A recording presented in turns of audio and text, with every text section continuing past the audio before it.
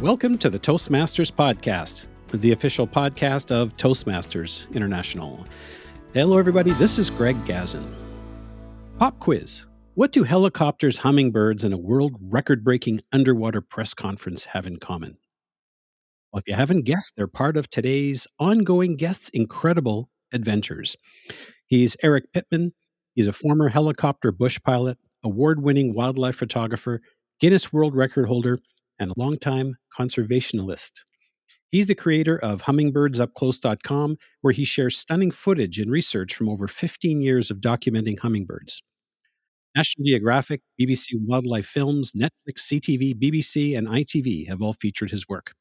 Eric's hummingbird footage is also at the heart of The My Bird in My Backyard, a documentary garnering over 1.7 million YouTube views and a 2025 Canadian Screen Awards nomination.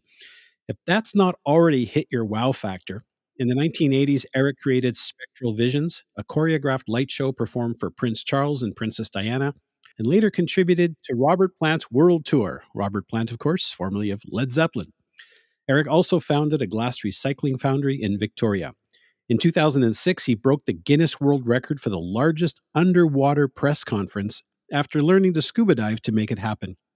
Today, Eric works at Van L Windows and co-leads the Canadian Orca Rescue Society, raising awareness with life-sized inflatable orcas and environmental events. He's been a Toastmaster for 6 years and a member of Thunderbird Toastmasters Club in Victoria. Eric was featured in From Helicopters to Hummingbirds, How One Toastmaster Used His Skills on Camera, Underwater and Beyond by Megan Preston Mayer in the August 2025 issue of the Toastmaster magazine. Coming to us today from his home in Victoria, British Columbia, Canada, Eric Pittman, welcome to the Toastmasters podcast. Thank you very much, Greg. I'm honored that you chose me to come on your podcast. Well, after reading the story, I couldn't see how. I just couldn't resist. So to kick things off, Eric, your story begins in the skies and ends up eye to eye with hummingbirds. So how did a helicopter bush pilot end up behind the camera filming these little tiny birds in your backyard? Well, it's kind of a long and twisted story, but at the core of it is I've discovered it was a lot safer to film things that are hovering than to be flying and hovering. And it starts back in the 80s when I was a helicopter bush pilot. So I was lucky enough to get hired by Western Helicopters in Buffalo Narrows, Saskatchewan for my first job. But the boss didn't really like me and he kind of hired me by default. So when I got there, he was really testing me. So he said, if you can build a helicopter out of the wrecked helicopters behind the hangar, you can stay on all summer. So I didn't have enough money to go home. I was literally stranded in Buffalo Narrows. So I got the books and I got the wrenches and I built a helicopter. And then I got to fly it all summer.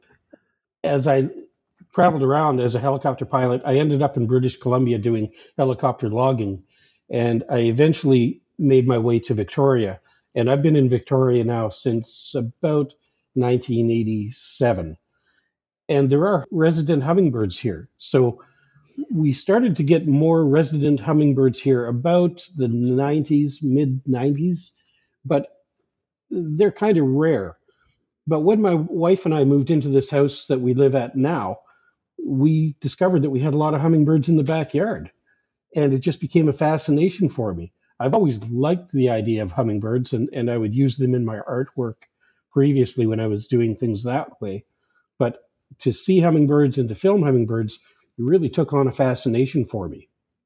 And how did the documentary come about? And I'm curious, what was it, do you think, that resonates so deeply with people that it's so successful? 1.77 million viewers. Yeah, it's a very successful documentary. A couple of things. One is that I've been doing this for so long that I've become an expert at it. And I don't say that lightly. I've spent way more than 10,000 hours filming hummingbirds.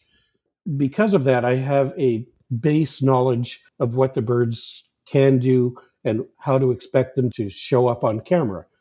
A lot of the trick about filming hummingbirds is not finding hummingbirds, but it's getting the hummingbird in front of the camera.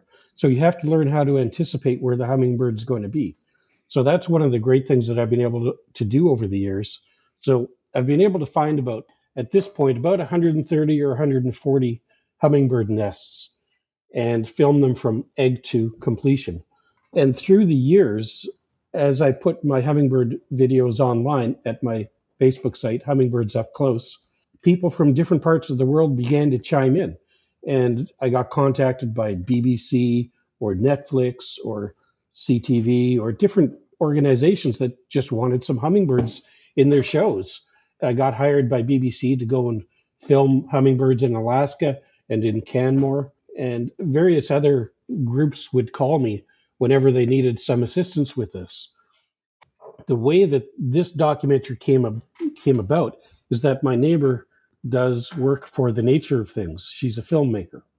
So she works in the film industry in Canada.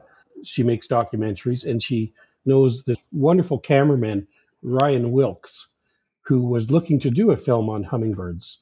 So she said to him, "You got to see Eric, because Eric films hummingbirds day in and day out, and he knows more about it than anybody else." So he showed up. We began filming together for about a year, and then he got funding for the film, and that was it. We just started making the film. Although there are a lot of my shots in the documentary, I really have to give a lot of credit to Ryan Wilkes, because he's a tremendous cinematographer.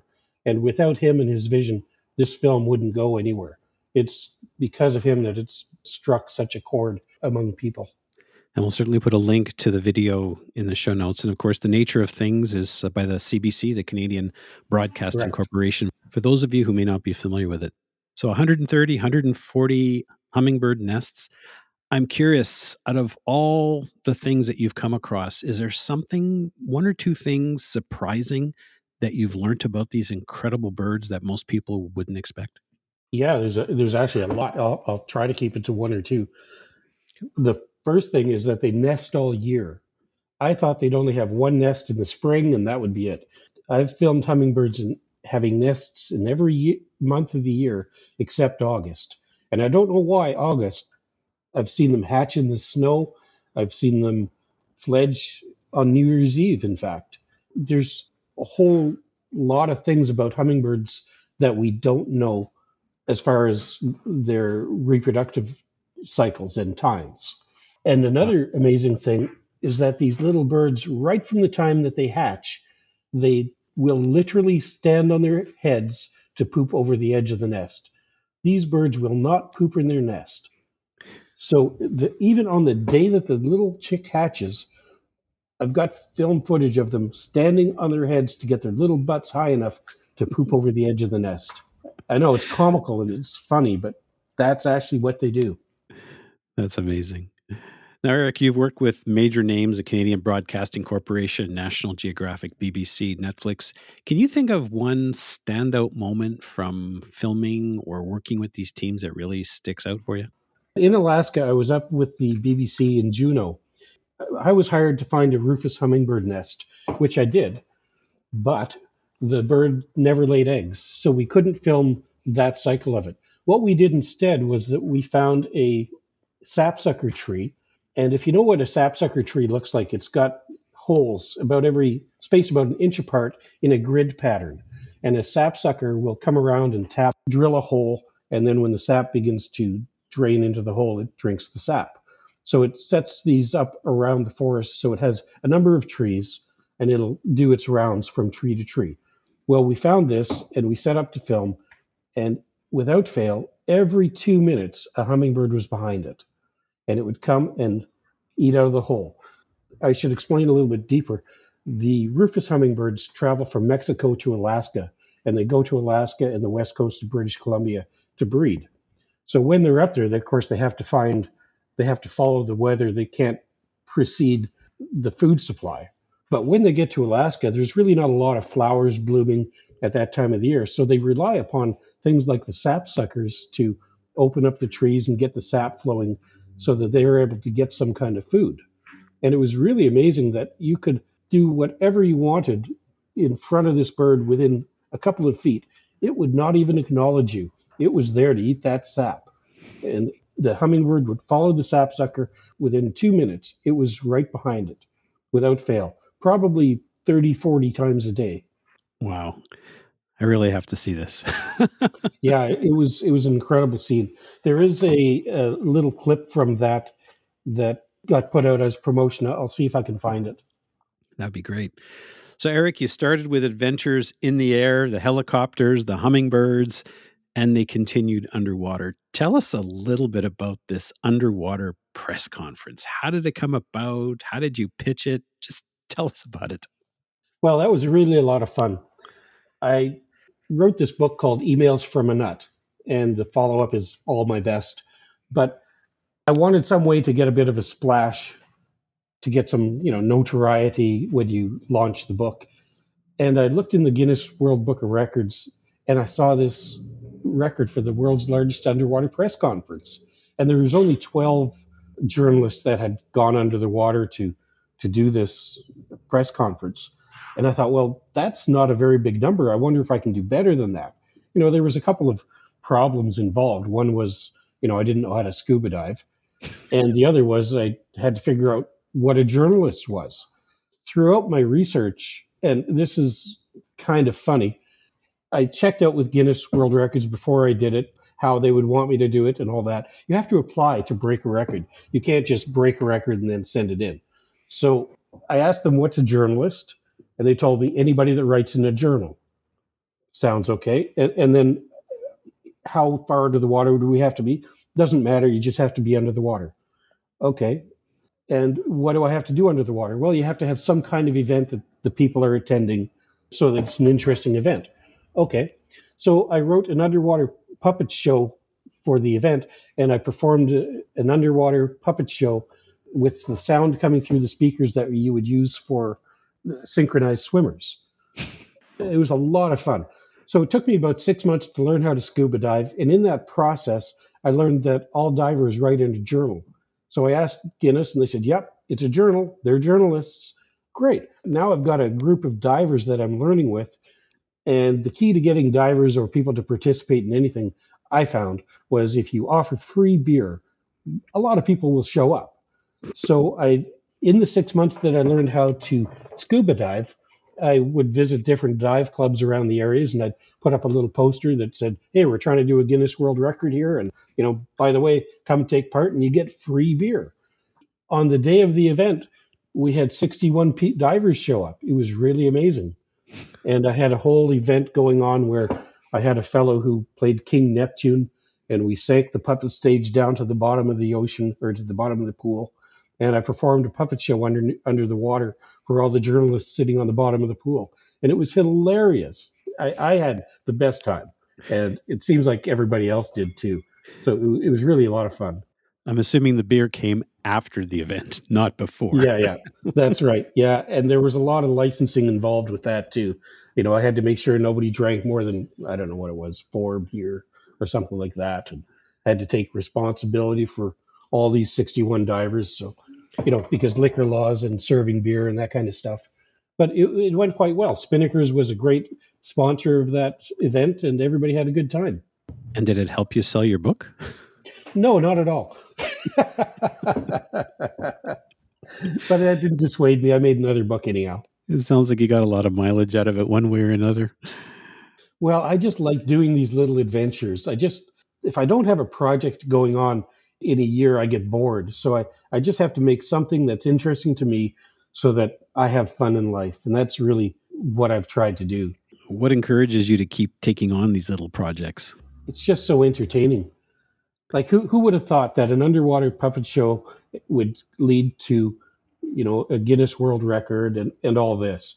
And there's always some kind of unexpected consequence or event that comes out of doing these kind of crazy things.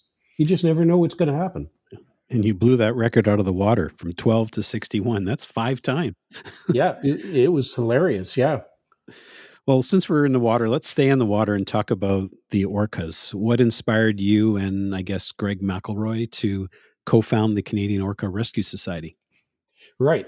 So we started the Canadian Orca Rescue Society in a big effort to save the southern resident killer whales. There's only 73 of them, and they're a distinct subspecies that can only eat salmon or smaller fish. So when the Trans Mountain pipeline was under consideration for twinning, and the Trans Mountain pipeline is the way that Alberta gets oil to the ocean, so they can get it into tankers and send it away to the US or to other parts of the world. What that meant to the orcas in the Salish Sea was that the tanker traffic would go up 400%, and that would increase the noise factor, which makes it a lot harder for them to find food. Because, of course, orcas find food using sound underneath the water, sort of like dolphins do as well. They don't use visual clues, they find it by the sound. And when you've got all this tanker traffic around, it makes it a lot harder to find the salmon.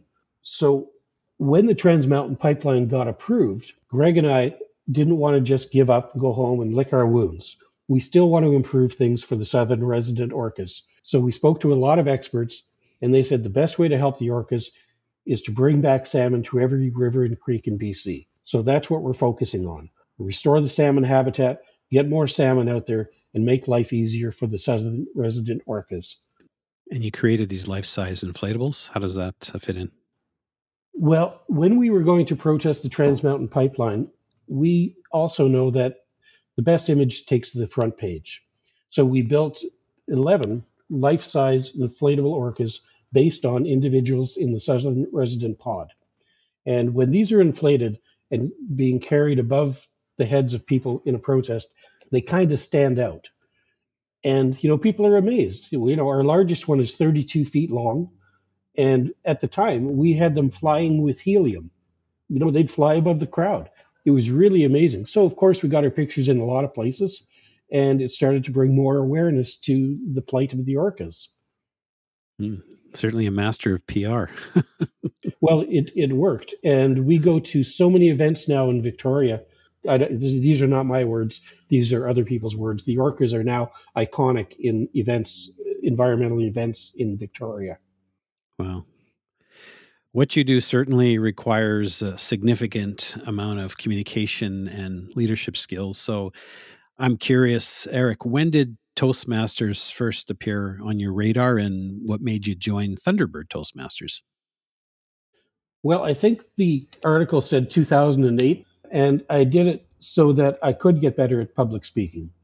I end up in a lot of events and a lot of places where you have to talk to people.